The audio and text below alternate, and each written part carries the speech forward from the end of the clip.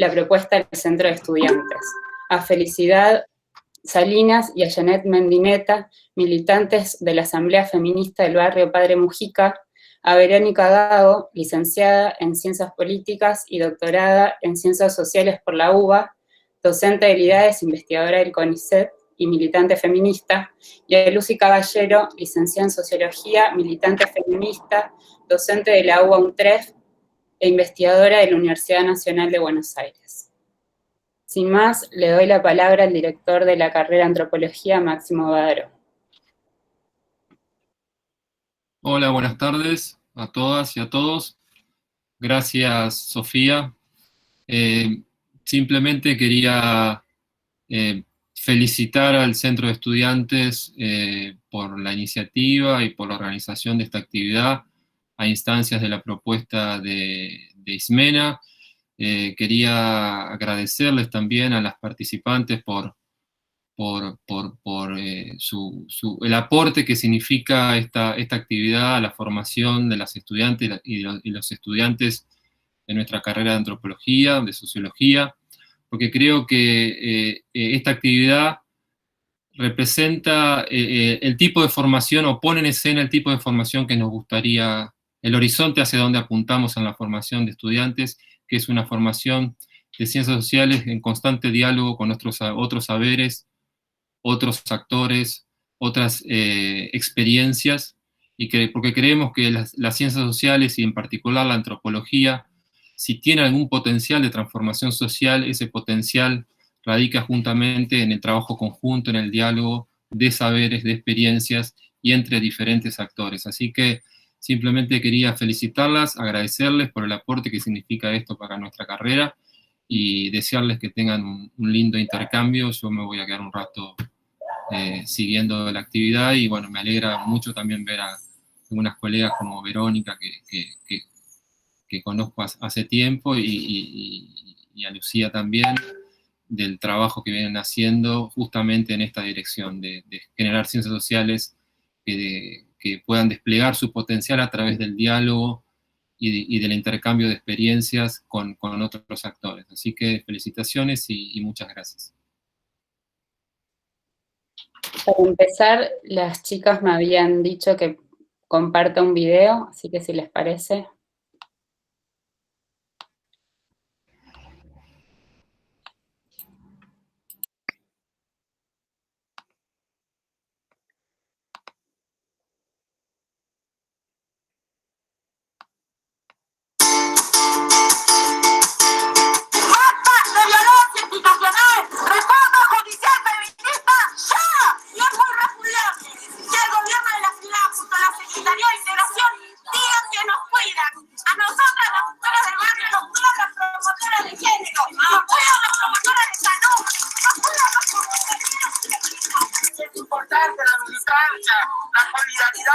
Que vamos a pelear contra el poder, pero no debemos aflojar, porque nosotros somos el pueblo, y el pueblo siempre va a gobernar, el pueblo siempre va a tener la razón. Tenemos una reforma judicial donde nosotras también apostemos a eso, que nos escuchen, porque nosotros tenemos el entendimiento y el saber de qué es lo que nos atraviesa nuestros cuerpos.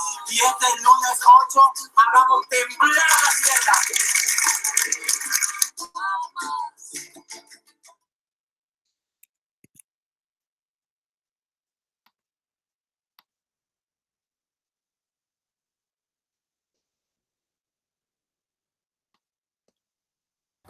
Bien, bueno, muchísimas gracias por el espacio.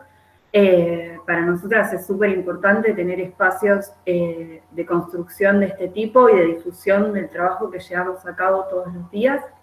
Y este pequeño video era una introducción a lo que hacemos.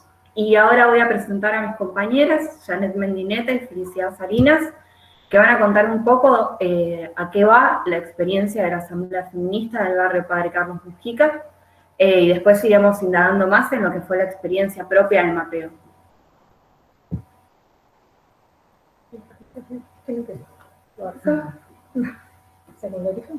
Sí, como quieras. Hola, buenas tardes. Un orgullo participar con un poquito ayudar a las compañeras, a la compañera Isme. La verdad que es un trabajo muy, muy grande y orgullosa que recién estamos viendo el video. La verdad que nosotros, entre nosotros, nos miramos y el trabajo que hacemos es inmenso. Por más que no pague la ciudad, lo que hacemos, el trabajo no va a llegar con lo que hacemos nosotros, la verdad. Les comento un poquito lo que hacemos en el barrio. Nosotros somos promotora de género, hacemos el acompañamiento a las vecinas, a las compañeras con situaciones de violencia. Las 24 horas estamos con las vecinas y ahora con esta pandemia se nos duplicó, triplicó el trabajo. Es un caminito de hormiguita, porque no tiene fin. Porque a veces tenemos un proceso muy, muy largo. Cuando haces un acompañamiento en violencia, es un proceso muy largo, porque a veces la promotora se frustra cuando hace el caminito de acompañar y la vecina, cuando la vecina dice, no, voy a volver con mi pareja. Y es como que te sentís frustrada, muy mal. A mí me pasa, o cualquier compañera de las que somos promotoras, sentimos eso. Yo a lo menos vivo a piel de todo el tiempo, llorando, porque la verdad es injusto, porque a veces haces un trabajo y no te reconocen. Es muy feo sentirlo y vivir y ver a las vecinas cómo están y no tienen para comer, para darles de comer a sus hijos y sentir lo que es la violencia, más allá de la violencia psicológica, verbal, económica, mucha violencia pasa acá en el barrio. Y bueno, la asamblea arrancó a partir del 2018, empezamos a organizarnos, somos más de 15 organizaciones feministas, somos de mujeres, compañeras lesbianas, trans, no binaria, todo lo que es diversidad. Aquí hacemos también ya vamos por la segunda marcha del orgullo acá en el barrio. La verdad es inmenso el barrio y las compañeras y vecinas somos muy organizadas. Acá lo que es el estado lo que es el gobierno de la ciudad nunca nos cuidó y no nos cuida. Nosotras entre vecinas nos cuidamos. Como el caso de la compañera Ramona, que falleció pidiendo, cuando empezamos con la pandemia, pedía el agua, que tenga el agua. Bajo la autopista no tenía agua, cuando hacía el protocolo de la ciudad, que nos lavemos las manos con agua y jabón. Yo me pregunto, ¿cómo podés lavarte si no tenías agua?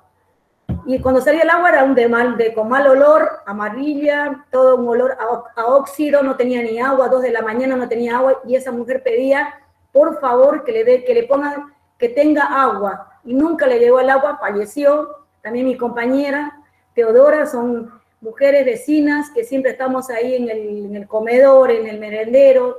80-90% son compañeras, vecinas, las compañeras lesbianas, trans, que siempre estamos ahí en los comedores y merenderos. Y la verdad que es un orgullo. ¿Y qué más le puedo decir? Y después hay un mapeo que mi compañera le va a comentar más o menos. Y bueno, un trabajo es así, es muy del barrio, siempre estamos acompañando cuando hay algo de violencia, cuando pasa con una vecina que la están pegando, la están amenazando, estamos ahí nosotras, las 24 horas. Bueno, nada. Janet. Buenas tardes, soy Janet Mendoza. Y como comentaba mi compañera, esta asamblea feminista de la Villa 31 y 31 bis nació como una experiencia más de todas las organizaciones vecinas del barrio para construir redes y tratar de solucionar las problemáticas que surgen acá en el barrio. Lo que les voy a contar ahora es el mapeo que realizamos durante 2 años desde la Asamblea Feminista con las compañeras del Ni Una Menos.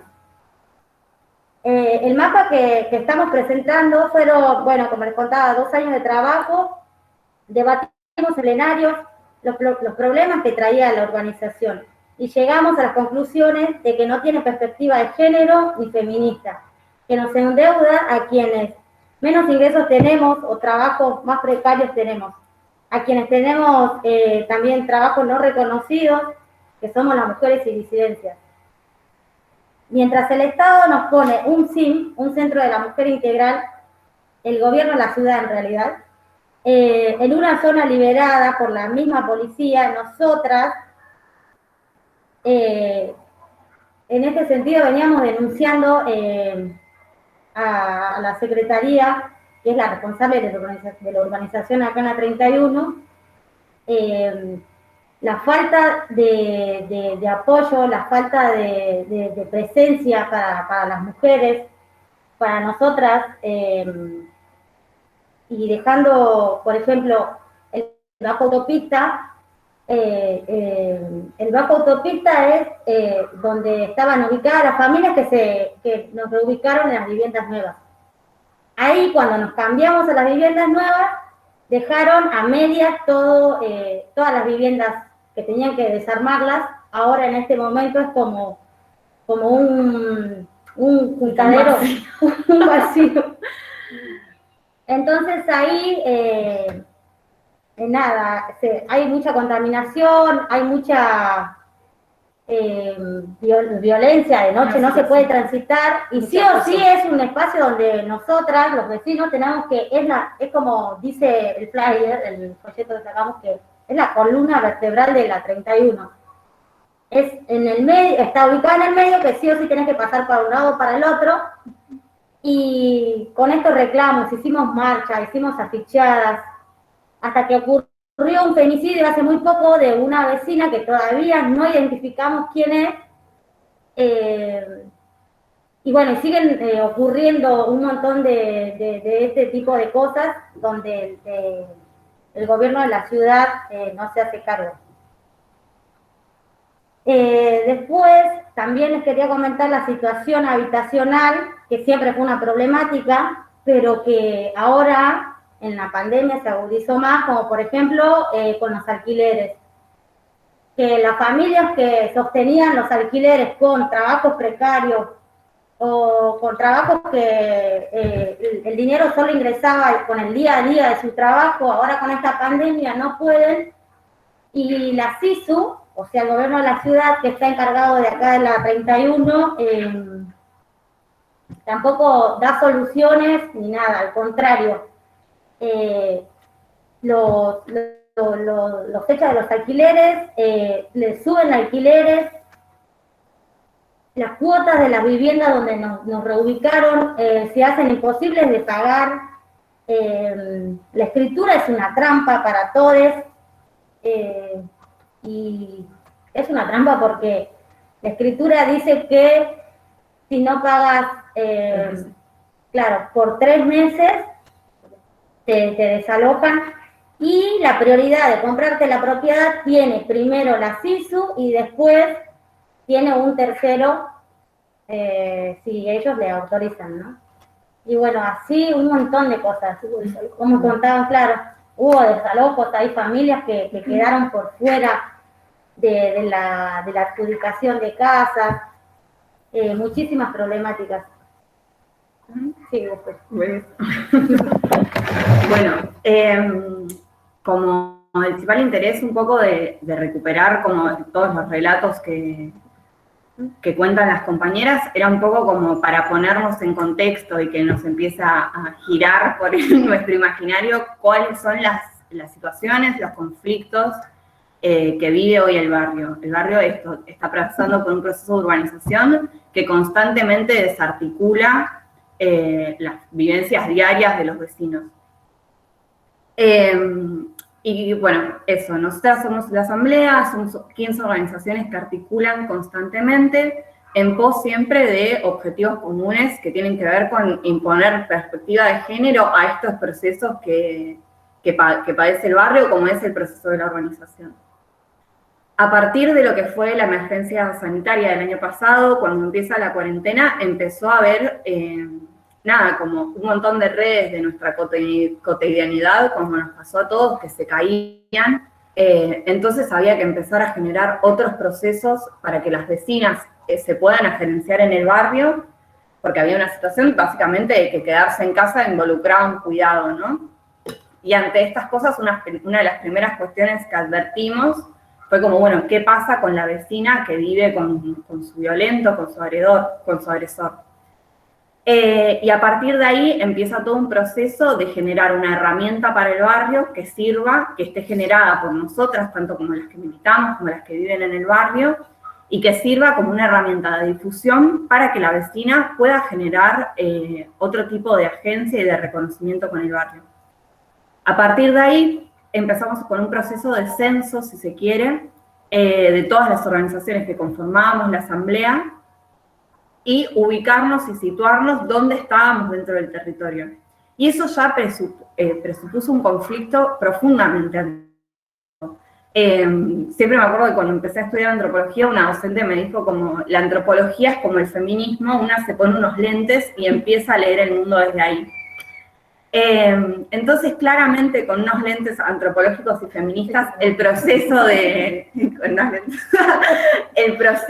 hacer un mapa del barrio presuponía un montón de aportes antropológicos, que ese fue un poco nuestro rol en ese proceso. Primero, o sea, el primer paso fue salir a buscar un mapa del barrio, lo cual conseguir un mapa de un barrio que ha sido caratulado como una villa durante muchísimo tiempo, ya presupone un proceso conflictivo. Hay muy pocos mapas claros del barrio, y lo primero que nos pasó fue que cuando encontramos un mapa, por ejemplo, del gobierno de la ciudad, presuponía un montón de nombres y de ciertas limitaciones que no son las que manejamos quienes militamos o quienes viven en el barrio. Entonces, a partir de ahí ya empezó un proceso profundamente antropológico de renombrar y redelimitar ese mapa que teníamos desde una institución estatal con las propias concepciones y categorías con las que nos manejamos en el territorio. Eso como un primer paso. Después, lo mismo con las nomenclaturas. El barrio es un barrio enorme, con un montón de habitantes y con divisiones internas. Cada sector del barrio es un propio mini barrio con su propio nombre. Entonces también hubo que hacer un proceso de reidentificar todos esos límites que manejamos desde la vivencia en el barrio y poder traspasarlos al mapa para que una vez que la vecina necesite acudir a esa herramienta sea más fácil poder situarse en donde se encontraba en ese mapa.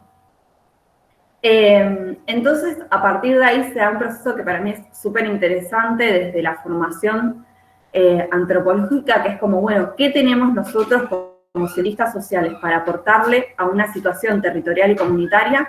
¿Y qué tiene una situación territorial y comunitaria para aportarnos a nosotros como cientistas sociales? Está acá, mira. Tenemos interrupciones de merienda.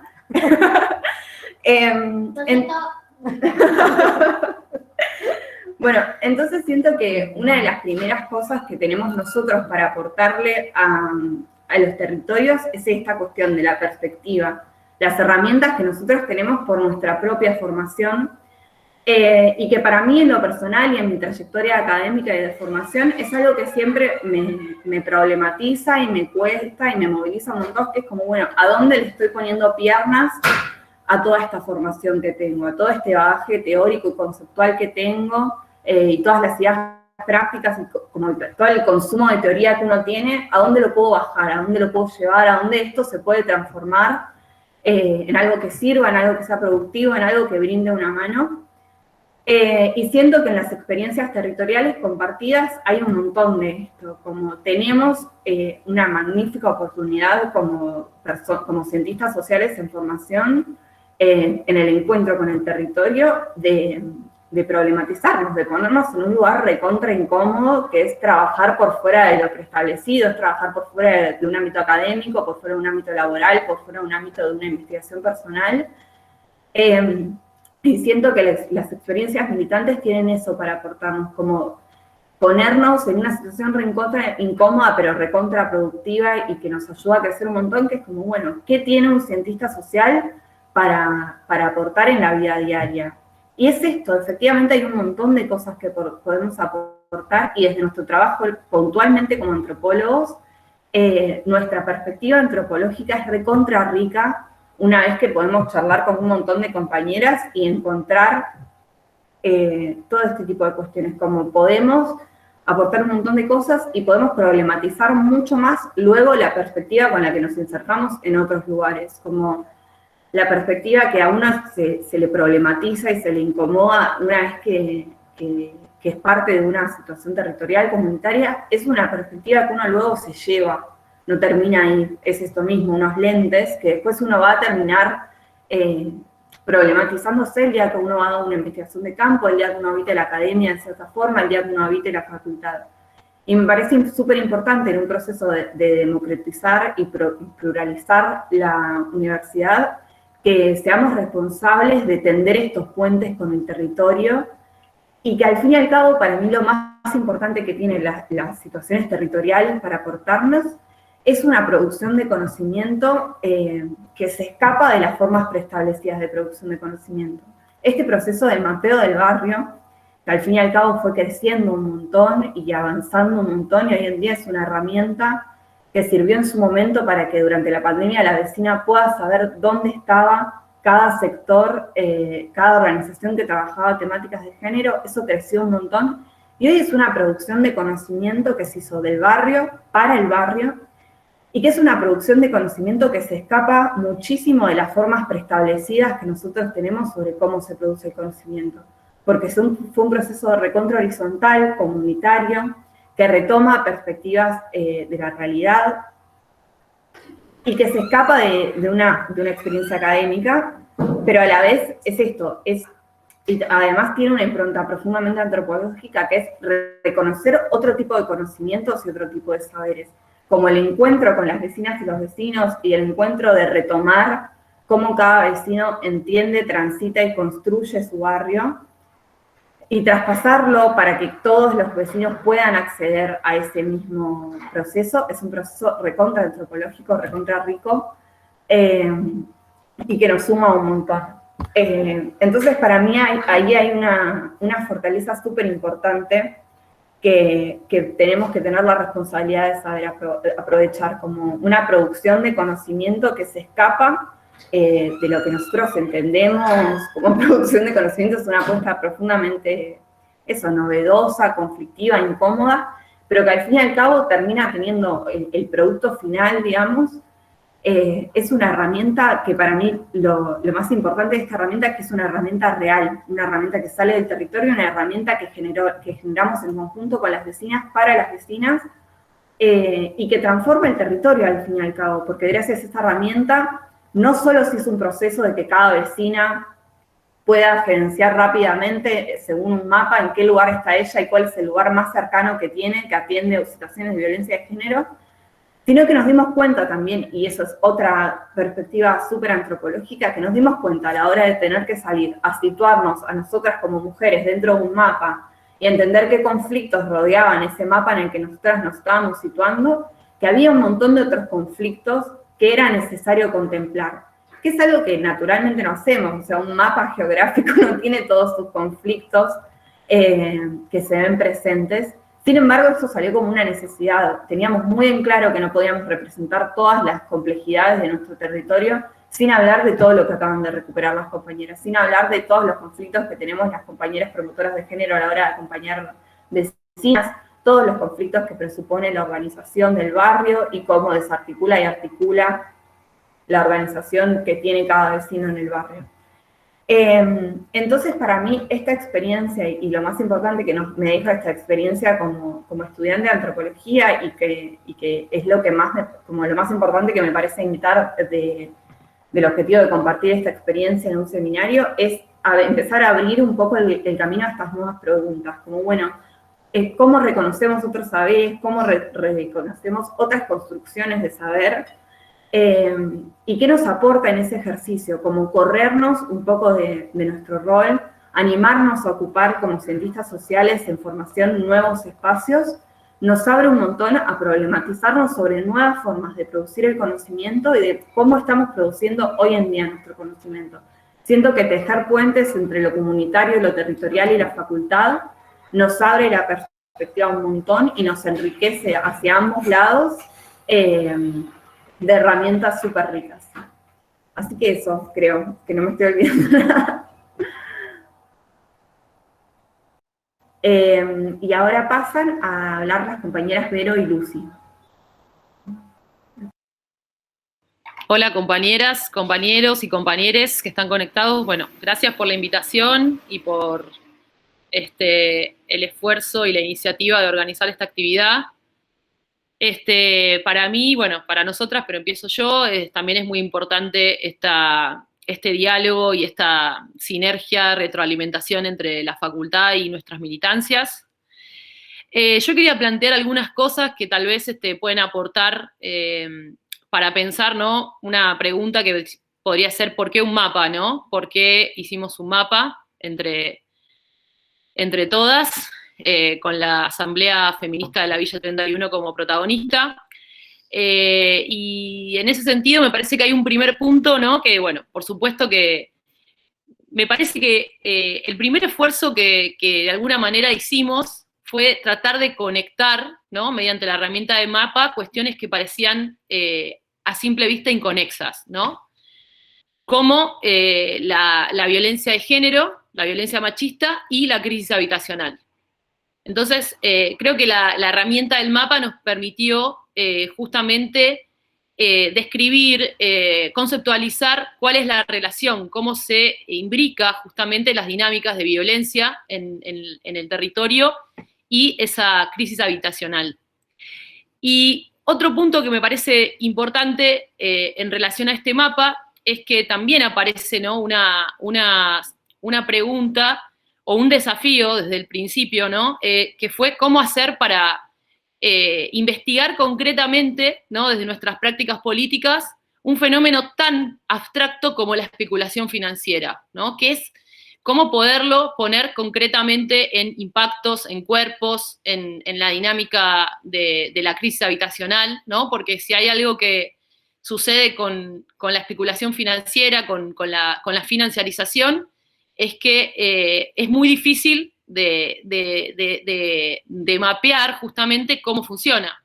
Entonces, ¿qué tiene que ver, por ejemplo, la valorización de terrenos aledaños a la Villa 31 con las dinámicas de violencia machista en la Villa 31? Creo que ese fue un desafío muy concreto que tuvimos para justamente hacer esta conexión entre las dinámicas de violencia y la crisis habitacional. Creo que otro punto muy interesante y muy, justamente muy valioso que produjimos en conjunto tiene que ver con esta producción de categorías, ¿no? En el proceso mismo de organización, ¿no? Porque no es que estaban divididas las instancias de producción digamos, de categorías para hacer el mapa de las instancias de organización política, sino que mucho de lo que condensa el mapa, como bien decían las compañeras, fueron cosas que acuñamos, que inventamos en el mismo proceso en la misma práctica política, la misma instancia organizativa. Y me parece también importante para que las compañeras y los compañeros y las compañeras que están conectadas sepan que el mapeo que hizo la Asamblea Feminista de la Villa 31 en relación a la urbanización, ¿no? Esta urbanización que se vende, ¿no? Como política exitosa en la ciudad de Buenos Aires, está sirviendo de ejemplo para muchas otras compañeras de otras villas, ¿no? Esta fue la primera, de alguna manera, la primera experiencia que puso en nombres concretos qué estaba pasando con esta urbanización que, como dicen las compañeras, no es una urbanización real, en el sentido de que no es la urbanización que están pidiendo las organizaciones sociales. Y ese es otro desafío, ¿no? Que tuvimos. ¿Cómo hacemos para desenmascarar una política que se vende como exitosa en los medios de comunicación? Inclusive casi tiene un consenso en toda la clase política, porque no es es difícil, fue difícil decir, bueno, esto que se vende como exitoso tiene todos estos problemas. Y ahí me parece que creo que otro tema importante, ¿no? Fue lo que pudimos conseguir también en el mapeo en la pandemia, ¿no? Como decían las compañeras, o sea, bueno, la pandemia de alguna manera nos daba la sensación de que no se podía hacer nada, ¿no? Que estábamos, que además estábamos como comidas por la emergencia, porque recordemos que las compañeras de la Villa 31 tuvieron como en la primera ola, fue uno de los territorios más afectados, hay compañeras de merenderos, de comedores que perdieron la vida por toda esta precariedad que el gobierno de la ciudad no atiende en la Villa 31, Y bueno, en el medio de ese proceso, inclusive con todo el dolor que significó la pérdida de compañeras, aún pudimos mapear específicamente cómo esa crisis habitacional se intensificaba en la situación de pandemia. Y cómo justamente esa crisis habitacional se puso como la contracara de la idea del quédate en casa, ¿no? Y de la idea de que podía haber un cuidado personal, ¿no? Las compañeras dijeron claramente, no hay ninguna posibilidad de cuidarnos sin agua, ninguna posibilidad de cuidarnos si estamos además en un proceso de urbanización que no tiene en cuenta nuestras demandas. Y ahí apareció también muy claramente, ¿no? Quisiera pensarlo, sobre todo por la perspectiva que tenemos con Vero, ¿no? De cómo interviene en estos procesos el endeudamiento. Y eso fue algo que también el mapeo nos sirvió para, de alguna manera, poner en discusión, ¿no? ¿Qué significaba que una urbanización signifique que una urbanización se haga en base a deudas? Que los títulos de esa urbanización impliquen asumir deudas que son desalojos a mediano plazo, porque esas deudas se acumulan y no se pueden pagar, porque se suman a las deudas de servicios públicos. Y creo que ahí tuvo una función muy, muy importante el feminismo como una forma de organización que es capaz de politizar el espacio doméstico y de hacer aparecer la deuda, la deuda doméstica como un problema. No me quiero extender mucho más porque sigue mi compañera, pero hay una reflexión muy importante de las compañeras de la Villa 31 y de la Asamblea, ¿no? Que nos pusimos a pensar, bueno, esto de qué significaba ser propietarias, ¿no? De esos títulos que nos estaba prometiendo, nos promete el gobierno de la ciudad, que son títulos que lo que significan es asumir deudas, pero que además se otorgan con criterios heterosexuales o heterosexistas o cis heterosexuales en términos de que se prioriza las mujeres que están casadas o las mujeres que tienen hijos, ¿no? Eso también fue algo que se puso en discusión desde la Asamblea. Y para terminar, 2 puntos. Creo que el mapa fue una estrategia efectiva para desarmar esta política habitacional de marketing del gobierno de la ciudad, que trae una contracara que es justamente esa política de marketing, lo que tiene atrás, ¿no? Es una especie de opacidad que permite que avance la especulación inmobiliaria y financiera, y sobre todo también nos permitió, pienso, desarmar la estrategia de división del gobierno de la ciudad, porque es importante pensar que el gobierno de la ciudad también tiene una estrategia de división de los vecinos y las vecinas, y creo que cuando hicimos el mapa y todo el proceso de organización para hacer ese mapa, pudimos ver cuáles eran las estrategias de división que el gobierno estaba haciendo entre vecinos para que la urbanización avance. Y por último, creo que es muy importante pensar que en ese mapa no solamente están señalizadas estas dinámicas conflictivas que decía Isme, como las relocalizaciones forzosas, las casas con materiales de mala calidad, sino también que nos propusimos señalizar en el mapa los espacios de organización feminista, porque no es solamente un mapa de conflictos, sino también un mapa que muestra las resistencias, de alguna manera proponiendo otra geografía para pensar el territorio, ¿no? Una geografía que también tenga en cuenta los espacios de resistencia en ese lugar. Gracias, compañeras. Le doy la palabra a Vero. Bueno, muchas gracias por este encuentro y por la posibilidad de compartir. Creo que ya todas las que me antecedieron dijeron casi todo. Espero, no sé si habrán visto el mapa, pero además de estar en papel, que está muy bueno que exista en papel, se puede descargar el PDF gratuito. Así que también si no lo vieron, les invitamos a descargarlo. Yo quería agregar solamente algunas cositas. Por un lado, esta consigna que pusimos acá en la tapa, que es "nos sostienen las redes feministas", que fue una consigna muy trabajada desde distintas organizaciones durante todo el año pasado para pensar, cómo atravesar la crisis, cómo de hecho se estaba sosteniendo las infraestructuras en cada uno de los lugares en medio de la pandemia.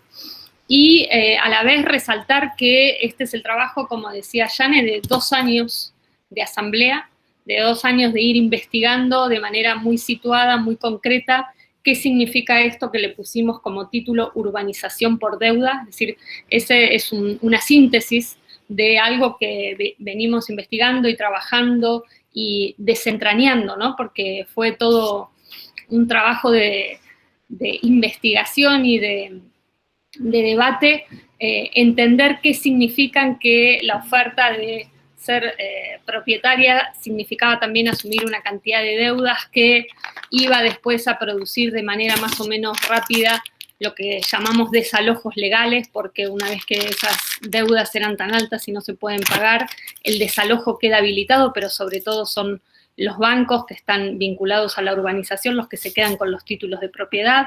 Es decir, empezamos a desentrañar cada uno de los mecanismos por los cuales esta forma de urbanización producía los efectos que se venían viendo en el barrio, pero el trabajo de la Asamblea durante estos 2 años fue identificarlos, sistematizarlos, ponerles nombres, conceptualizarlos, y eso es un poco lo que está en el mapa. Hicimos como una suerte de vocabulario, ¿no? Que dice titularización en base a deudas, obligaciones y desalojos legales, venta de deuda a terceros, viviendas de mala calidad. Estos que parecen párrafos cortitos y chiquititos, bueno, tienen condensado un montón de trabajo, un montón de investigación. Hemos producido ese vocabulario para nombrar un proceso que es, como decía Lucy, muy opaco, ¿no? Y que hace de esa opacidad, además, una estrategia por parte del gobierno de la ciudad y las corporaciones inmobiliarias y financieras que están involucradas en la urbanización.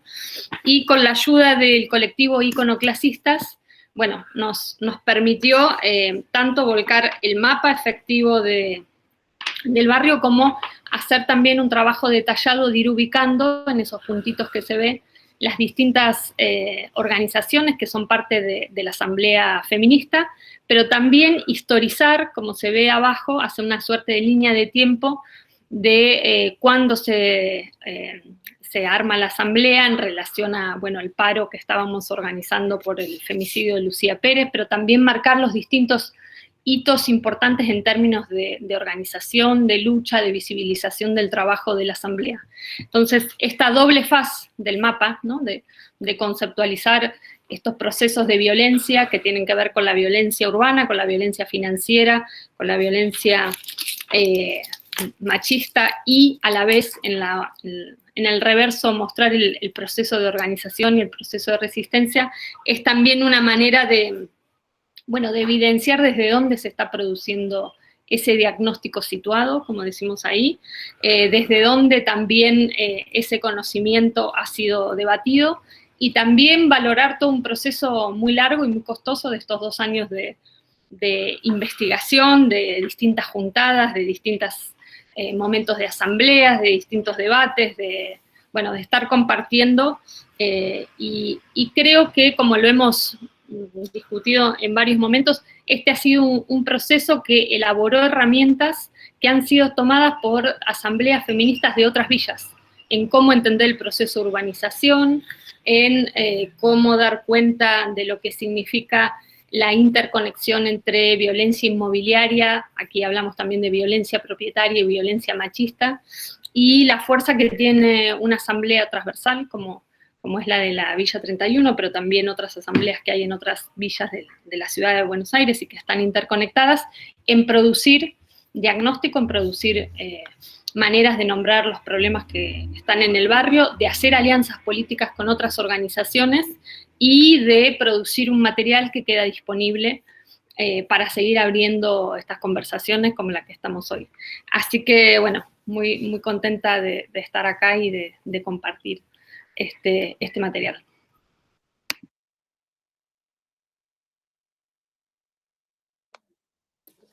Muchas gracias, compañeras, por todo lo compartido. Invitamos al que quiera poner sus preguntas en el chat o mismo abrir el micrófono para comentar y seguir la charla.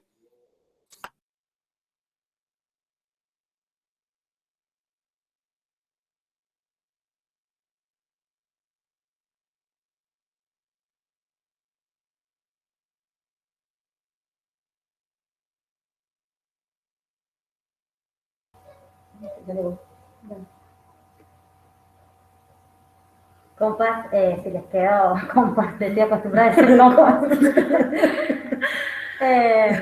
¿Alguna pregunta que les haya surgido? curiosidad.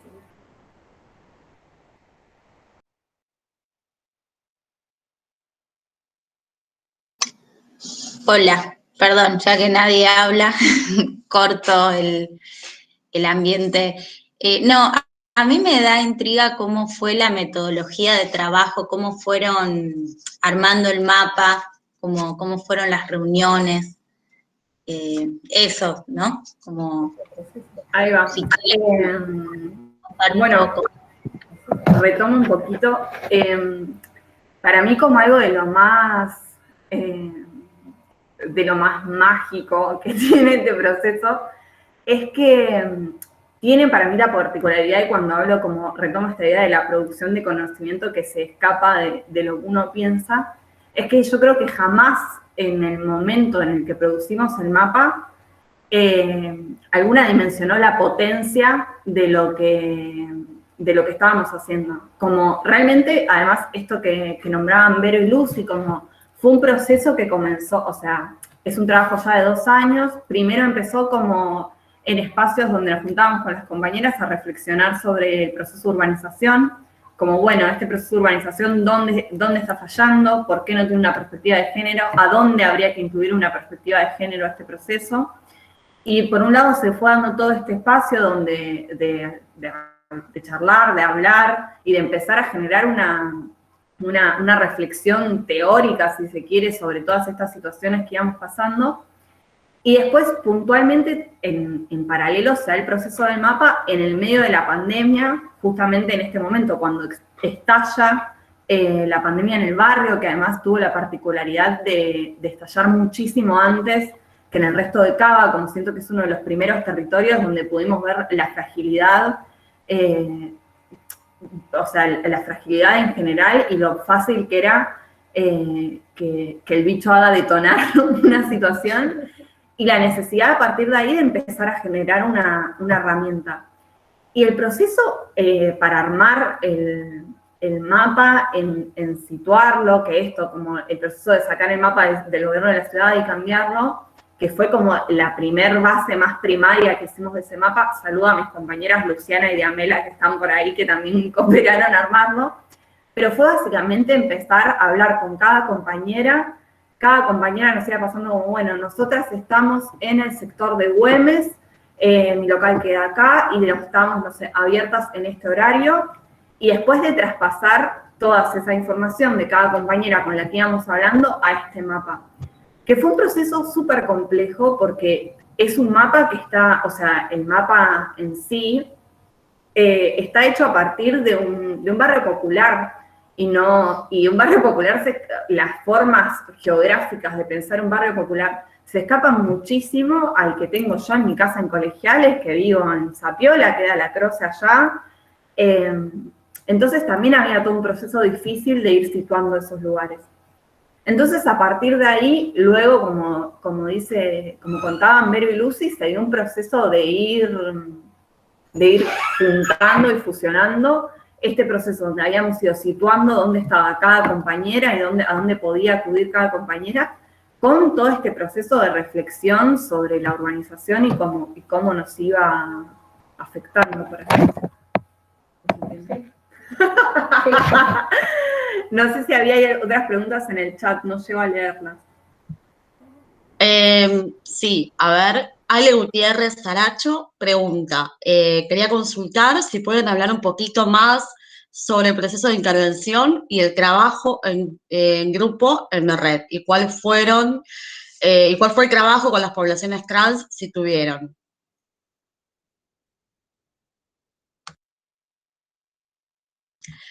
Mientras invitamos a les compas a que vayan escribiendo en el chat las preguntas, que estoy segura que hay un montón, pasa que somos un poco tímidas al principio. Yo tengo un par de preguntas para sumar, pero les voy a dar tiempo a Jimena, a Vero, a las chicas, a que... Dale, ahí responden la pregunta sobre intervención y población travesti trans, Jane y Feli. Bárbaro. Sí. La intervención que hacemos desde la asamblea, como habíamos contado, somos 15 organizaciones de toda la 31 que trabajamos género. Nada, trabajamos las problemáticas en sí que atraviesa a la mayoría del barrio, ¿no? Por ejemplo, la urbanización, proyectos de... Los reclamos por femicidio. Claro, los problemas, los femicidios, y bueno, y lo que sale lo que atraviesa, como decía, a la mayoría acá en el barrio. Después, bueno, cada uno en su organización lo que le atraviesa. ¿Y la segunda pregunta? Sí, trabajamos con población travesti trans y qué tipo de trabajos hacemos con eso. Sí. Lo de la marcha. Sí. Bueno, ahora son tímidas. Me muero. Me la pasan Como contábamos, hace 4 años que formamos la asamblea, y el año pasado hicimos la segunda marcha. La segunda marcha del orgullo, porque también dentro de la asamblea, como dijimos, somos mujeres y disidencias, y en este momento hay un colectivo trans con las que están ahí, y también, bueno, es la segunda, en el 2019 fue la última que pudimos hacer. No, el año pasado hicimos. El año pasado hicimos. Ay, el año pasado. Claro. Me están recordando. Y nada, esa marcha, la primera que hicimos, el año pasado fue la segunda, pero la primera que hicimos fue como histórica en el barrio, porque fue poder hablar y mostrarnos, desde las diversidades del barrio. Claro, desde las diversidades del barrio, y hacer una marcha en todo el barrio, que en este barrio es como escondida. Lo que pasa es que acá en la 31 la diversidad es como que están escondidas, y al hacer la marcha del orgullo fue muy, muy grande. La primera marcha fue enorme, que fueron hasta legisladores, gente que era de afuera de provincia, de todos lados vinieron. La verdad que aquí había una población de diversidad inmensa que estaban escondidas, como que estaban en la alfombra, abajo de la alfombra, y cuando fue la primera marcha se levantó. La segunda marcha, inmensa. Y trabajamos con esas compañeras que son del colectivo trans, por decir nosotras, que somos promotoras. Yo por lo menos he trabajado con compañeras que estuvieron en situación de calle, tratando de conseguir una habitacional, o tratando de acompañarle para hacer un trámite. Póngale un ejemplo. No tiene DNI, tenemos que darle una mano, ayudarle. ¿Por qué?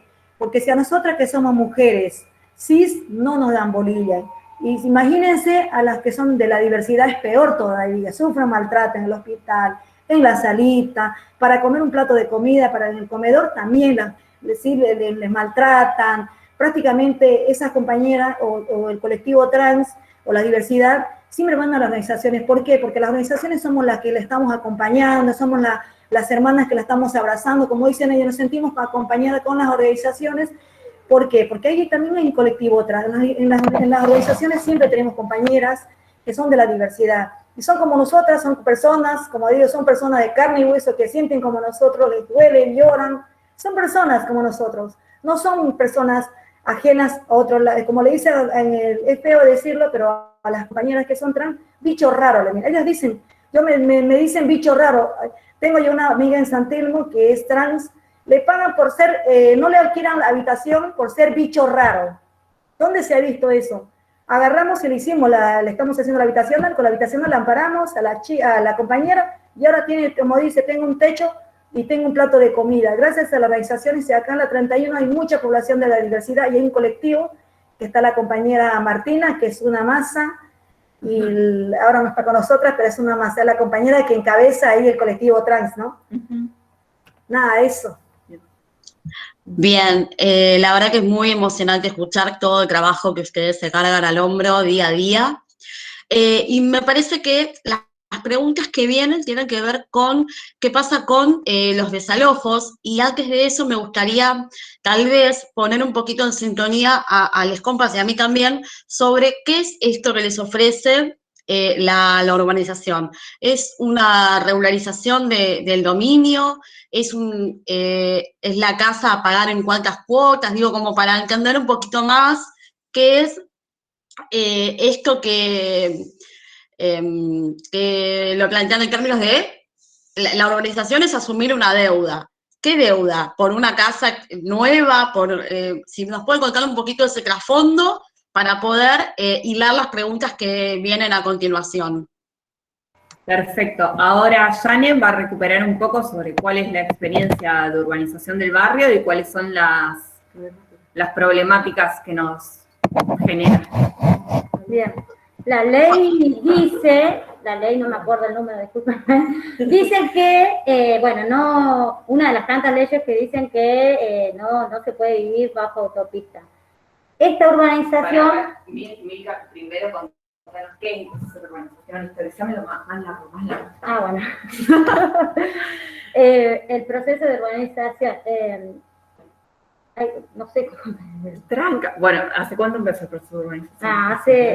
Hace 4 años, ¿no? Hace 4 años, un poco más. Un poco más de 6 4 años años. era fácil. Esto lo encabeza el IBC, ¿no? No. Repongo yo esa partecita, vamos. Como la parte más estructurada del proceso de urbanización del barrio es el siguiente. La urbanización del barrio de la 31 siempre ha sido esto que contaba Lucy, una urbanización muy consolidada mediáticamente. Hay muy pocas fuerzas políticas que denuncien la urbanización que se lleva a cabo en la Villa 31. Y que básicamente el proceso que presupone y por lo cual impacta tanto el proceso de urbanización del barrio es que todas las tierras que están alrededor del barrio son carísimas. O sea, tenemos Puerto Madero, tenemos toda una zona, Recoleta, Retiro, toda una zona que está tasada en dólares. Entonces, de repente, el barrio pasa a estar cotizadas las tierras pasa a ser un negocio inmobiliario y así es como lo lee el gobierno de la ciudad. A partir de eso se empieza a hacer un proceso de urbanización que básicamente lo que presupone es borra del mapa la mayoría de las casas están, construidas por los vecinos que viven hace años en el barrio y se mudan las casas a otro nuevo sector del barrio donde las casas son de chapas, con materiales mucho más precarios de los que efectivamente son las casas históricas de los vecinos.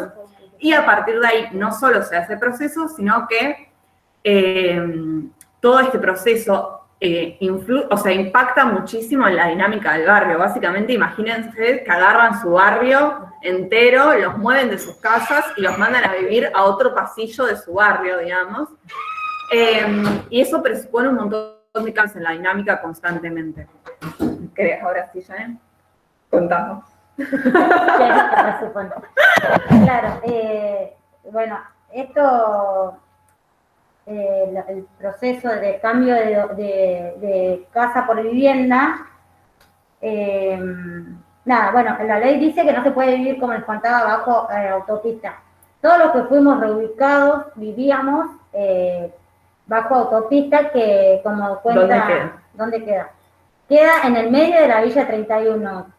Está la autopista Ilia que cruza toda la 31,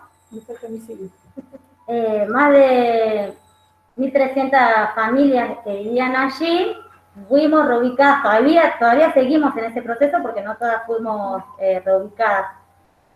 Y en este proceso no todas las familias queríamos reubicarnos, pero bueno, hubo tantos atropellos, tantas amenazas, un montón de cosas que todo el contexto obligaba a que sí o sí te tengas que mudar acá donde estoy viviendo en este momento a las viviendas nuevas.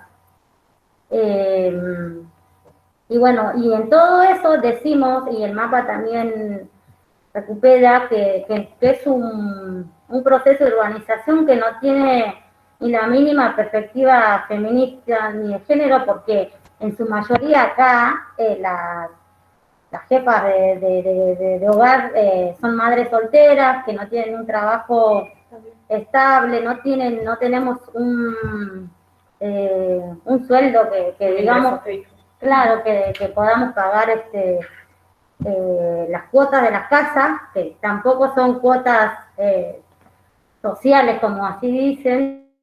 Y bueno, y llegamos acá a estas casas donde nos encontramos con miles de problemas también que no lo están solucionando. Yo acá tengo, que llegué, más de 8 reclamos por un montón de cosas que no le doy más de 2 años que se me va a caer la casa pedazo. Y todos estos reclamos, y como decía Isme, hay pocos medios que visibilizan y que sacan los reclamos a que se vean, es que no, la SISU acá, o sea, el gobierno de la ciudad no... ¿Puedo meter un bocado? Sí. Meto un bocado también como para pensar un poco la dinámica de barrio e irnos situando como en cuestiones más estatales. La mayoría de los procesos de urbanización de los barrios populares de Cava los lleva a cabo el IBC, como contaba Yani recién. El barrio Padre Carlos Mujica, la Villa 31, es el único que tiene un organismo puntualmente dedicado hacia el barrio. Eso también da una dinámica especial y particular, digamos. Claro. No, ya está. Bien. No sé si había alguna más de las preguntas, no llegamos a leer desde acá. Sí, ahí las leo. A ver, creo que la próxima pregunta era de Marcos. Pregunta, ¿qué sucede con las familias desalojadas por la supuesta urbanización del gobierno? Me parece que ya medio que se contestó, pero si quieren dar un... Sí, la organización tenía al principio dos formas, o sea, dos propuestas. Propietario, inquilino, que se tenía que reubicar. Lo primero, al principio me acuerdo que me habían ofrecido o una habitacional o me mudaba, porque ahí no podía vivir. Después fue como, ahora casi a lo último te dicen de que podés hacer el cambio, si alguien en el barrio que no esté bajo autopista te quiere cambiar la casa y te la cambias, te la cambian. Y después los desalojos están ahí en la nada, quedaron en la nada. Hay muchas familias que todavía están esperando que le den una solución, pero no le van a dar porque ni siquiera, o sea, de palabra los engañaron, los dejaron sin casa. Hay otros que hubo muchísimos desalojos y sigue habiendo desalojos forzosos. Viene la policía, te saca con tus hijos a la noche, a la madrugada, y sí, y después también hace poco me enteré de una compañera de la organización que es estudiante del Bachi donde también milito, que le habían llegado unos polis a decirle, te tenés que ir el lunes que viene, porque sí, ¿viste? Y por suerte ella acudió a nosotros y empezó a preguntar, y no había ninguna orden de ningún juez que le dijera que tenía no había orden de desalojo. No había orden de desalojo, y bueno, me parece que por suerte pudimos poner a visibilizar eso, pero así como le ocurrió a ella, le debe ocurrir un montón, y los desalojos son son forzosos y son violentos, por sobre todo. Y también ahí, como esto que contaba Jane, también es este ejemplo de cómo funcionamos, ¿no? Como, bueno, hay una compañera a la que le llega una orden de desalojo que no existe, ilegal, y ahí están las compañeras que acompañan, registran esa situación y dan otro tipo de soluciones. Entonces ese es el tipo de gestión que constantemente estamos trabajando cuando pensamos una urbanización con una perspectiva de género. Bien, Cata Vargas Pisani la saluda y agradece por compartir el trabajo y pregunta, quiere saber cómo se dio el encuentro entre la parte académica y la reflexión que se daba a partir de las asambleas para teorizar los conceptos que se ven en el mapa. Bien. El encuentro también siento que lo pueden reponer también un poco Luz Ibero. Yo por mi parte siento que, como no sé bien cómo explicarlo, pero no siento que más que aportes en cuestiones de saber o conocimiento, el aporte que tenemos los cientistas sociales para hacer es de herramientas. Como siento que y ahí es donde se da un encuentro riquísimo, como el conocimiento lo estamos construyendo constantemente a partir de experiencias y de situaciones y de debates y de sentarnos a charlar y pensar constantemente cómo se construye una urbanización con perspectiva de género. Y eso se da a partir de que es algo que nos toca a todas en nuestras vivencias diarias, tanto como militantes como vecinas en distintas escalas, pero es un conocimiento que se produce a partir de la experiencia en la que estamos cada una. Y a ese proceso poder sumarle una perspectiva, como es una perspectiva antropológica, sociológica, económica o lo que fuese, con las herramientas teóricas que tenemos por nuestra formación, es donde se da un proceso recontra rico, porque es esto, sabemos, o sea, un antropólogo sabe perfectamente que un mapa del gobierno de la ciudad no va a reflejar efectivamente cómo vive, cómo camina y cómo siente el barrio un vecino, porque está porque construye día a día esa realidad en conjunto. Entonces siento que ahí es donde se da un encuentro súper rico entre el aporte académico y el aporte más militante. No sé si Vero y Lucy quieren aportar algo en esta clave. Bueno, ahí tengo como varias cosas que se fueron acumulando de preguntas, pero bueno, empiezo por ahí. No, hay algo también particular, que es que tampoco nunca fue estructurado entre encuentro académico y organización, porque se da la peculiaridad que tanto Isme como Vero como yo estamos en organizaciones políticas, más allá de nuestras pertenencias académicas. Entonces, en nuestro caso, nos acercamos a la asamblea como miembros y miembras, mejor dicho, del colectivo Ni Una Menos. Entonces, la primera vez que fuimos a la asamblea fuimos en el marco de la Organización del Paro Internacional Feminista. Ahí se empezó a armar un vínculo con la asamblea. Y después, que esto tiene relación con la primera pregunta que hacían de cuáles fueron, cómo se fue produciendo el mapa, yo marcaría así como 3 hitos que nunca fueron pensados como encuentro entre academia y territorio, sino entre Ni Una Menos y la asamblea. El primero tiene que ver con una discusión que tuvimos, la primera discusión que tuvimos con la asamblea sobre la discusión sobre la deuda y sobre la precariedad y el trabajo no reconocido, que hicimos un encuentro, me acuerdo que era una unidad básica, donde vinieron muchas compañeras. Eso fue el primer año, no me acuerdo, hace 2 años, ¿no? Fue 2018 eso. Sí, 2018, ahí empezó una asamblea hermosa donde nos separamos en grupos y trabajamos en ejes, y todos esos afiches sirvieron para justamente cuestionar esto que decían las compañeras antes, ¿no? Que el gobierno de la ciudad estaba haciendo estrategias para dividir la lucha. Entonces me acuerdo muy concretamente que en esa asamblea habían compañeras que decían, no, bueno, no nos peleemos si vos sos inquilina y yo soy propietaria, o si vos sos migrante y yo soy argentina, porque son todas estrategias que usan para dividirnos. Bueno, eso fue una primera asamblea. Después hicimos otros 2 encuentros importantes, donde, por ejemplo, hicimos un encuentro también entre la asamblea y Ni Una Menos, que fue para discutir la deuda por alquileres y la crisis habitacional en la pandemia. Entonces, creo que no es, digamos que el encuentro no se podría, digamos, sale de los marcos estrictamente pensables en el binomio academia-organización social, organización política, sino que más bien lo que pasó es que nuestras pertenencias políticas, a partir de nuestras pertenencias políticas, nos encontramos en un espacio transversal y ahí se produjeron encuentros de saberes, que algunas los adquirimos en la academia, pero la gran cantidad de cosas que están volcadas en el mapa son más bien productos de nuestra práctica política. Y me quería agregar algo con respecto a la cuestión de los títulos, ¿no? Porque hay mucha perversidad en esa titularización. Primero está la perversidad de que el derecho a la vivienda está mediado por una deuda. Quiere decir que para que te den una vivienda, que además va a ser mala calidad, como lo que contaban las compañeras, vas a tener que adquirir una deuda hipotecaria y vas a tener que empezar a pagar servicios públicos.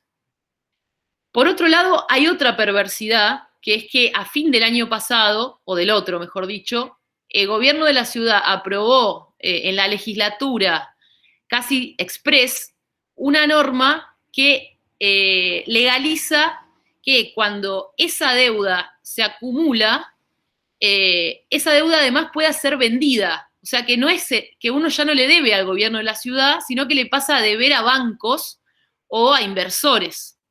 Entonces se empieza como a generar toda esta... ¿Vieron cuando se habla de la burbuja financiera o bueno, se puede empezar a hacer una especie de venta de la deuda de esas hipotecas. Entonces hay varios niveles de perversidad que está manejando el gobierno de la ciudad para vendiéndolo como acceso a la vivienda. Eso me interesaba aclararlo y bueno, eso lo dejo acá entonces. ¿Quieres salir, Ale?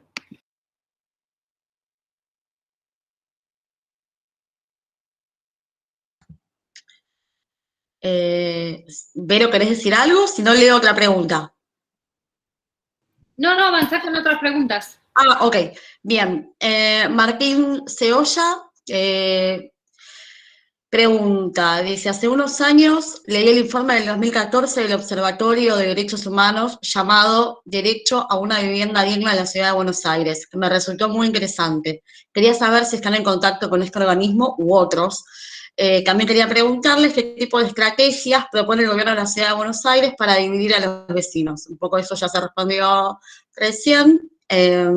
Y sumo una pregunta más de Estela, que le mando un saludo, que debe andar por ahí.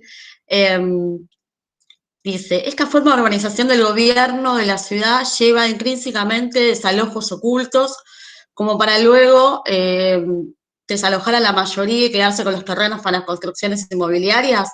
¿Cómo fue el primer propósito del gobierno? ¿Cómo fue el primer propósito del gobierno de Macri? Yo creo que esto no es una pregunta, sino es un comentario. Estela, si estás por ahí, ¿querés abrir el micrófono? Pero bueno, sí tenemos la pregunta anterior, que es de Martín.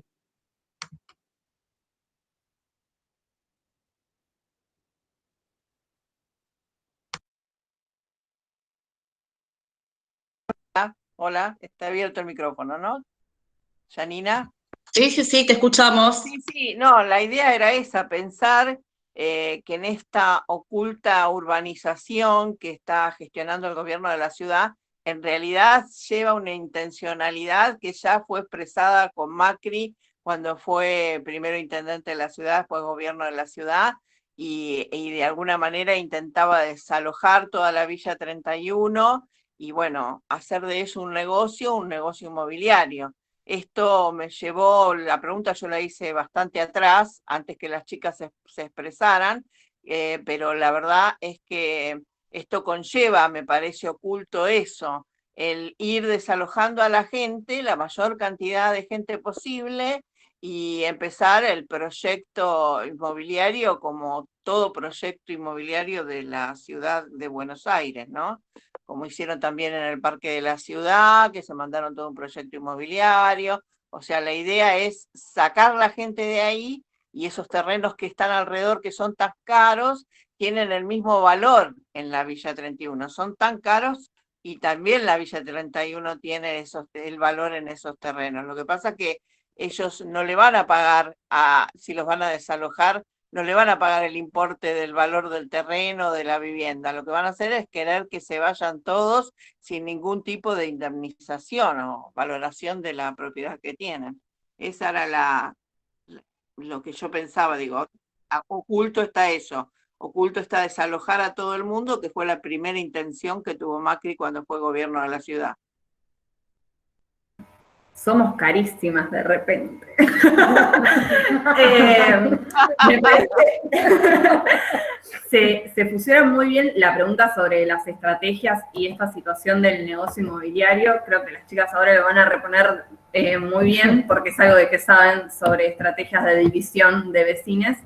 Pero es muy interesante pensarlo desde esta óptica, como realmente es un negocio inmobiliario como de peli yankee malvada, que al fin y al cabo es un procedimiento estatal y es muy loco pensar, y ahí de nuevo cuando pensamos como nuestro rol como privilegiados de clase media sin más, que es como, bueno, lo importante que es permear ciertos espacios para poder visibilizar estas situaciones. O sea, este proceso de urbanización lleva muchísimo tiempo, mediáticamente está recontra blindado, y es algo de lo que se sabe muy poco. O sea, muy poca gente realmente ajena al barrio o ajena a la militancia del barrio sabe que el barrio Padre Carlos Mujica, la ex Villa 31, está siendo saqueado por el macrismo hace 10 años, fragilizando todavía más la vida de los vecinos, y ahí creo que hay una gran importancia de responsabilidad ciudadana de permear espacios a los que tenemos acceso para poder visibilizar este tipo de situaciones. Y no sé si quieren responder un poco sobre esta cuestión de las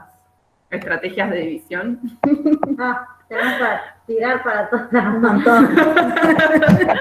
No sé, una de las, sí, no sé, una de, no sé, hay un montón, pero La cosa del 1 a 1. Como cómo se va a hablar de un vecino a un vecino. claro, claro, eso, cómo, no sé, cuando buscaban reubicarte, cómo iban a hablar con vecines, las cosas que tratan de dividir y dar poder a algunos y a algunos no. ¿Cómo te perseguían si tenías una causa? También te perseguían, te amenazaban si tenías causa, si eras extranjero, si tenías si tenías más de una casa, y un montón de cosas.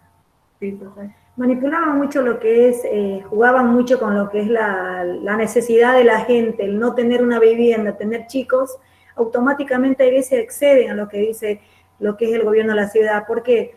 Porque muchas veces acá en el barrio los vecinos mismos nos peleamos.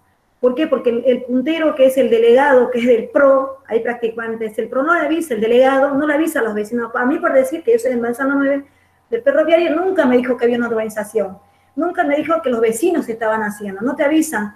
Cuando hay vecinos que están trabajando en cooperativas, en las cooperativas de limpieza acá en el barrio, las manipulan, diciendo te saco del trabajo si vos vas a esa reunión. Antes era puro punteros, ahora los vecinos fueron los que se enojaron, se fueron de frente los vecinos, y son los vecinos que están reclamando ahora, como en la Villa 20 tiene muchas conquistas, ahí los vecinos de la Villa 20 hay muchas conquistas muy lindas que se empoderaron los vecinos, las vecinas, y los vecinos no lo dejan a que estén los punteros, por decir que son del PRO, que manipulan mucho. Aquí lo que manipulan en ese sentido, porque van casa por casa, te ofrezco tanto. Cuando fue para las elecciones, ofrecían, te voy a pagar 5.000, te voy a pagar 10.000. Para las elecciones, eso hizo. Yo soy del frente, somos Barrio de Pie, y soy de Manzano 9, ahí estábamos llevando para el frente de todos, para llevar a que voten a los vecinos. ¿Qué hacían a mis vecinos que iban a votar? Yo no les cobraba nada, les llevaba y los traía a los vecinos. ¿Qué hacían ellos? Le anotaban en el comedor, hacía eso el PRO. Había una persona que estaba del PRO anotando. Yo le decía todavía, qué sucio que juegan con la necesidad de la gente. Yo no tengo por qué pagar a la gente y la gente sabe cómo va a ir a votar. Le dije, no tienen que jugar con eso. Y no me decían nada. Y agarraba y se lo llevaban a la gente. Y les pagaban, en mi cara le pagaban 5.000 pesos a cada persona que les llevaba a votar. Y les anotaban para un plan. Del PRO hacían eso. Y eso manipulan, a veces la gente no tiene para comer y manipulan, hay mucho manipulamiento, amenazas, como dice la compañía, hay mucho de persecución, buscan si vos tenés antecedentes, si vos tenés otra casa, tenés una cuenta, o sea, te ponen trabas, si vos querés acceder a una vivienda, te ponen muchas trabas. Y hay veces que la gente, el 80 o 90% trabajan, no tienen trabajo estable, no tienen un trabajo en blanco, mayormente son mamás solteras, mamás con familia o abuelas que tienen chicos o que están a cargo de la casa de muchos chicos y no pueden acceder. Y hay veces acceden por la necesidad más que todo y tienen que acceder con lo que te proponen el gobierno de la ciudad para tener una vivienda. Sí, yo quería aumentar a eso de que antes de que nos propusiéramos, no es que fue no sé si surgió algo de sí, vamos a hacer este mapeo y vamos, no, como decía, creo que ISME nació desde la necesidad y nos fuimos dando cuenta que sí. Entonces, y también quería traer esto que decía Feli, al ser un barrio tan grande, tan diverso, con casi 500.000 habitantes, juegan con la información, la mala información y la no información. Eso es eso es lo que veía, no sé, mucho antes que nos empiecen a reubicar y todo eso. La mayoría de los vecinos acá que estamos viviendo en las viviendas no tienen información, no tienen mucha idea ni de la escritura, ni de lo que significa eso. Porque la mayoría, antes de la pandemia, trabajaba como, o sea, salían de sus casas todo el día y volvían muy tarde. Entonces, la no información, la mala información, el jugar con, me refiero a la CISU, ¿no? Al PRO y los que están acá, al gobierno de la ciudad. juegan hasta ahora en ponernos en contra, en decir un montón de cosas que implican a la política, a las organizaciones. Operan de la forma, o sea, totalmente de la forma opuesta a la que funcionamos como asamblea, ¿no? Como un poco esto que recuperaba Vero, nos sostienen las redes feministas, creo que hay como una gran enseñanza, reflexión, o el nombre que le querramos poner, post pandemia, que es el trabajo colectivo, como hemos, creo que entendido en el último tiempo, que la única forma de dar batalla a todos estos mecanismos que dividen, que individualizan, que ponen como eso, que dividen, ha sido responder con un sujeto político, colectivo, horizontal, que es muchísimo más fuerte que estos procesos. Bueno, no sé si había alguna otra pregunta. Ya estamos. Estela tiene la mano levantada. Asumo que quiere tomar la palabra, así que adelante. Sí, yo lo que quería preguntar es si en este momento están trabajando con vista a las próximas elecciones, el gobierno de la ciudad, con alguna organización o fundación donde se meten en los barrios y proponen emprendimientos, desarrollos de emprendimientos individuales, donde la gente realmente se destaca por el individualismo y le dan algunos premios de X dinero si lo están haciendo. Esa es mi pregunta. Podríamos hacer 3 seminarios más solamente de tu pregunta, Estela. No, constantemente hay una impronta de trabajo desde lo que es la SISU que no representa en lo absoluto a las necesidades y demandas de los vecinos, y que constantemente tienen un carácter de exotización. O sea, el mejor ejemplo para seguir pensando antropológicamente es, últimamente uno de los proyectos de la SISU es un turismo por el barrio en el que te sacan a comer arriba de una camionetita. Como son esos los proyectos que piensa el PRO como que pueden mejorar o favorecer las problemáticas del barrio, pero a la vez tampoco siento que incrementa, obviamente, en contextos electorales, pero no son un organismo que cese en cuanto a su nivel, esto que decía Lucy, de perversidad y de trabajo, y constantemente hay un laburo muy fino de desarticulación de los lazos vecinales, de las estrategias comunitarias, constantemente hay un laburo muy minucioso por desarticular todas esas experiencias. Y esto, sí, no, sumo esto que, claro, que Estela, que preguntaba premio, si hay premio, individualismo un montón, ocurre con los mismos punteros, no sé, acá nos llamamos punteros, cooperativas que arman ellos mismos y todo, ¿no? Y todo el tiempo están amenazados y obligados a hacer cosas que si no les cuesta el trabajo, y un montón de cosas. Muchas gracias. Creo que no hay más preguntas. Bueno, voy a hablar en nombre del Centro de Estudiantes porque... mira, acá hay una. A ver, Hernán, ¿querés? Tengo mala señal. ¿Cuáles eran los requisitos que pedían para que les otorguen ese beneficio? A ver. El beneficio de una casa, o sea, el beneficio de acceder a una vivienda nueva, Hernán. Sí. Sí. Habían varios requisitos, dependiendo de tu condición, si sos propietario o inquilino. Como decía, la mayoría de los inquilinos le ofrecían una habitacional, que es el subsidio, y para alquilarte una pieza o una casa. Que no es, el monto tampoco es que te alcanza para irte del barrio. Entonces, y el requisito era, como también contaba Lucy, esto de sexista, de que tenías que tener hijes a cargo o estar casado o en pareja, porque si eras, por ejemplo, no sé, conozco una compañera que tenía en ese momento 20 años y vivía sola, arriba de la casa de su mamá, no le quisieron hacer un desglose porque no tenía marido, porque no tenía un trabajo fijo y no tenía hijos. Entonces, eso no le aseguraba al gobierno de la ciudad que ella pueda pagar la cuota de la vivienda que le adjudicaban. Y bueno, como en este caso a los propietarios, el requisito era que sea propietario, que esté censado en el barrio antes del 2017 y eso.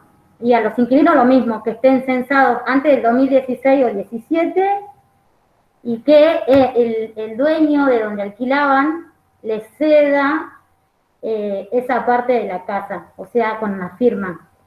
Quería decir que si yo alquilaba mi casa en el segundo piso y si yo firmaba, venía el gobierno de la ciudad, le daba a mi inquilino la casa, pero a mí me la bloqueaba, me la tiraba abajo, esa parte. Entonces la mayoría de los propietarios, ahí es donde también se pone en juego unos contra otros, donde el propietario tampoco quería ceder su parte de arriba, y entonces si el propietario no le cedía al inquilino, el inquilino no tenía derecho a esa vivienda.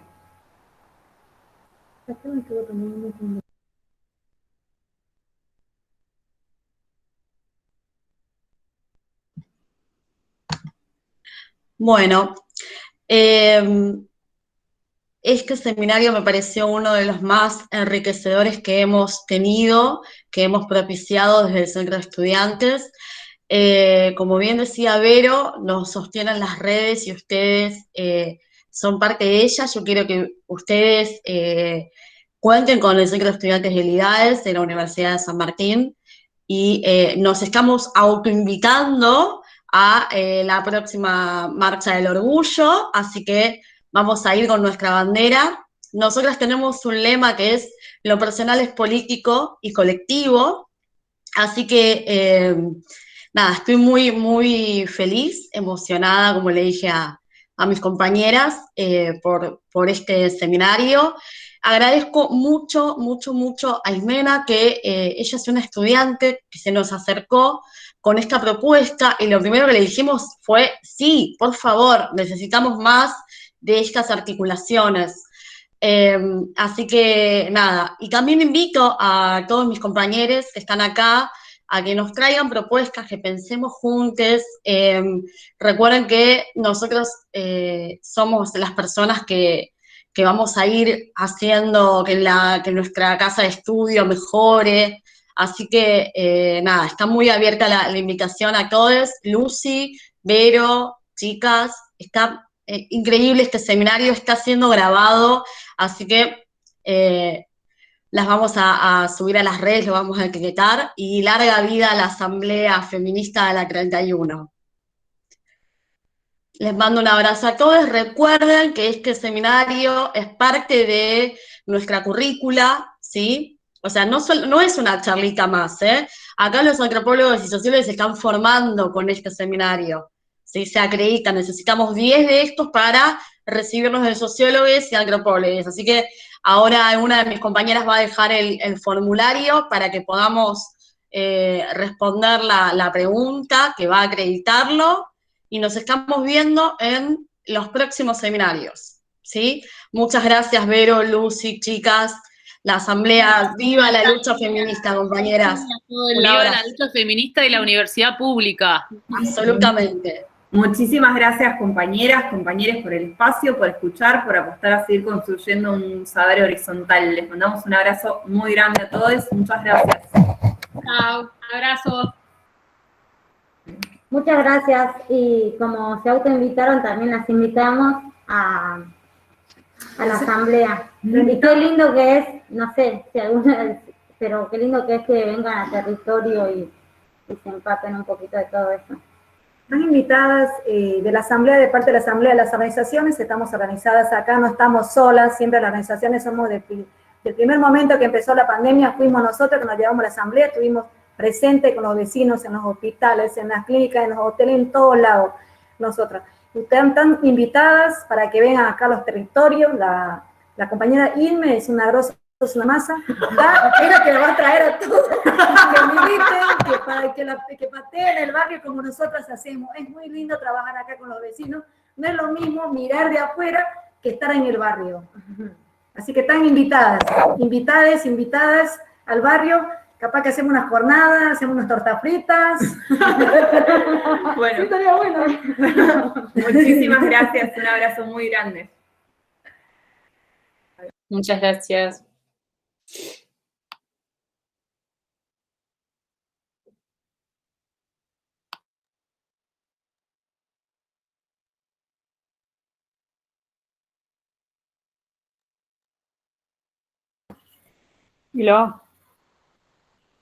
Mica, ¿crees detener la grabación, por fin? Sí, eso.